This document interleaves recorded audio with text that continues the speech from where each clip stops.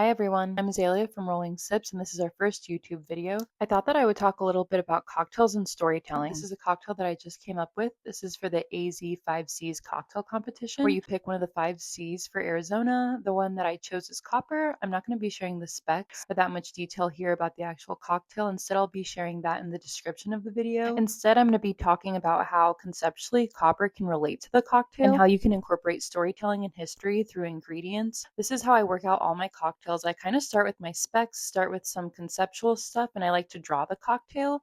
This is an awesome book that I got from a nonprofit organization that does mentorship programs for female bartenders here in Phoenix. So what is copper used for? It is to conduct heat and electricity. Therefore, I'm incorporating Szechuan peppercorns and a little bit of habanero bitters. The way that I incorporated them here just did not turn out. One of my favorite dishes is mapo tofu. So that's where I got the idea for this, but it turns out that the Szechuan tingling effect only comes out with fat and alcohol. So I ended up having to do an infusion instead of a syrup. Making involved cocktails usually is a lot of trial and error, and this is just one example of that. The main spirit that I used for this cocktail is Vago Elote. It is a mezcal that is copper distilled. They do make a non-corn version of it, but I chose the corn version, one, because corn requires copper as a nutrient to grow, and two, I just think it's a really good spirit. Strawberry is the base for this cocktail, mostly because of the color. I thought that it would bring together kind of like a pretty copper color. I also incorporated hazelnut as like a secondary flavor. I chose hazelnut because of early Turkey.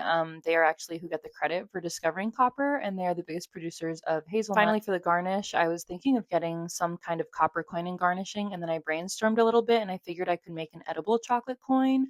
And then I painted it with this glittery copper color that is edible because I've done something similar to this before, and I loved how it turned out. Obviously, all of it is edible. And then as a contrast, kind of like a complementary color, I chose mint. To recap what the actual cocktail has, the acid that I introduced was lemon juice. The sweetness comes from a little bit of hazelnut puree and a strawberry syrup. There's kind of like a mouth-numbing, tingly feeling that comes from the Szechuan habanero bitters add a little bit of heat. I added a little bit of chocolate bitters to add bitterness and to tie in the garnish.